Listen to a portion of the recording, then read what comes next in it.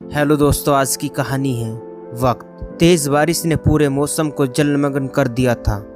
जो गाड़ियां जहां थी वहीं खड़ी हो गई थी। सब कुछ थम सा गया था, लेकिन बारिश थी कि थमने का नाम ही नहीं ले रही थी। उसने सांताक्रूज से माहिम के लिए टैक्सी पकड़ी। वह कंपनी की गाड़ी से ही आता जाता था, पर मौसम विभाग की घोषणाएं और एफएम पर दी जा रही दीगर इलाकों में लगातार हो रहे जलभराव और ट्रैफिक जाम की सूचनाओं ने हिम्मत पस्त कर दिया। इसलिए ड्राइवर को गाड़ी ऑफिस के गैराज में छोड़कर घर चले जाने को कहा और खुद अपनी एग्जीक्यूटिव बैग और छाता लेकर टैक्सी पकड़ निकल पड़ा। जिस समय वह टैक्सी पर बैठा उस समय टैक्सी का टायर लगभग 8 से 10 इंच पानी में डूबा हुआ था। लेकिन ज्यों-ज्यों टैक्सी आगे बढ़ती गई, पानी का स्तर बढ़ता गया और बांद्रा क्षेत्र में घुसती टैक्सी भुड़-भुड़ा कर खड़ी हो गई। साहब, अब गाड़ी अब स्टार्ट नहीं होगी, इसलिए मैं गाड़ी यहीं छोड़कर जा रहा हूँ। चाहे तो आप हमारे साथ चले या कोई दूसरी व्यवस्था कर सकते हो तो कर ले। तुम जाओ, मैं अपने लिए कुछ करता हूँ। टैक्सी ड्राइवर चला गया। इसने उधर उधर देखा।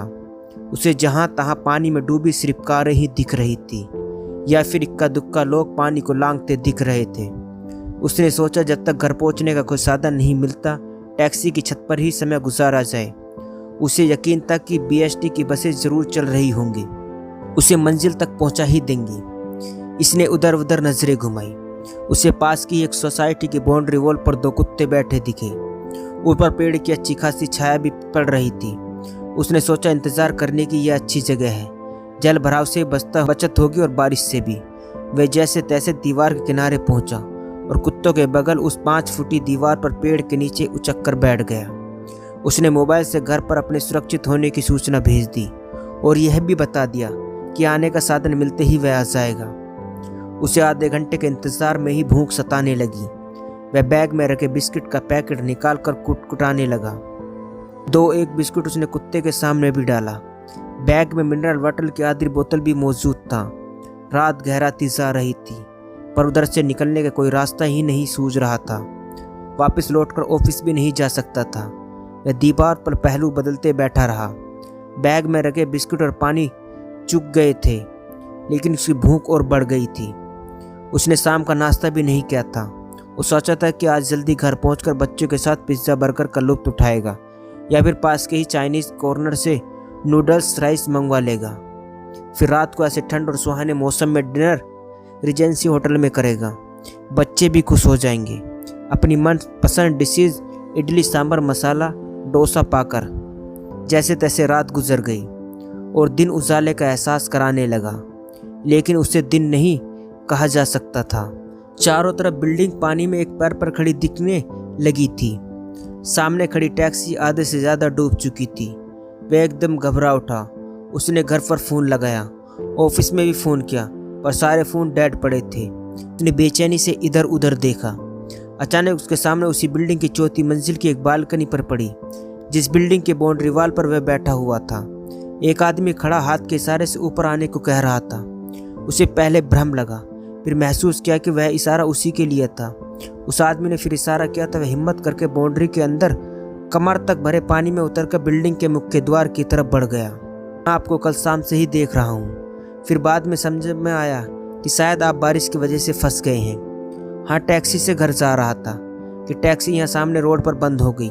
कोई बात नहीं, आप कल से भीग रहे हैं, पहले कपड़े बदल लीजिए, मैं कुछ खाने का इंतज़ाम करता हूँ। आप कल से कुछ खाए भी नहीं होंगे। मेज़बान ने उसे अपने कपड़े दिए और बाथरूम का दरवाज़ा दिखाकर खाने के इंतज़ाम में जुट गया। वह बाथरूम से लौटा, तब तक भूख अपने उत्कर्ष पर पहुँच चुका था। वह हॉल में सोफे पर ढह गया, जिस्म का सारा सत निकाल लिया था जैसे किसी ने। इस वक्त उसे जो भी कुछ मिल जाता वह अपना पेट भर लेता। थोड़ी देर में मेज़बान हॉल में घुसता दिखा। उसके हाथों में सैंडविच और बिस्किट की प्लेटें थी। उसका दिल हुआ कि वह बढ़कर प्लेटें थाम ले और बेतहाशा खाना शुरू कर दे।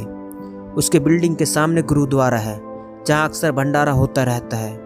पकवान लेने के लिए लोग ऐसे टूट पड़ते हैं जैसे सदियों से भूखे हों। वह अक्सर बालकनी में खड़ा होकर अपनी पत्नी को बुलाता और कहता, देखो कैसे एक दूसरे पर गिरे पड़ रहे हैं, जैसे उनको खाने से कभी मुलाकात ही ना हो।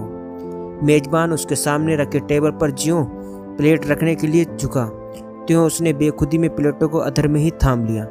उसे लगा जैसे लंगर हासिल करने में वह भी शामिल है और हाथ बढ़ाकर 2 प्लेट हासिल कर ली है। वह प्लेट थामने के बाद चौंका, फिर हंस पड़ा। मेज़बान ने पूछा, क्यों, कुछ खास? नहीं, कुछ खास नहीं, लेकिन कुछ ऐसी भी बातें होती हैं जिसे वक्त समझा देता है। वह फिर हंसा, लेकिन इस बार अपने आप पर। दोस्तों, बस इतनी सी थी ये कहानी। दोस्तों, कहानी अच्छी लगी हो तो चैनल को सब्सक्राइब करना ना भूलें।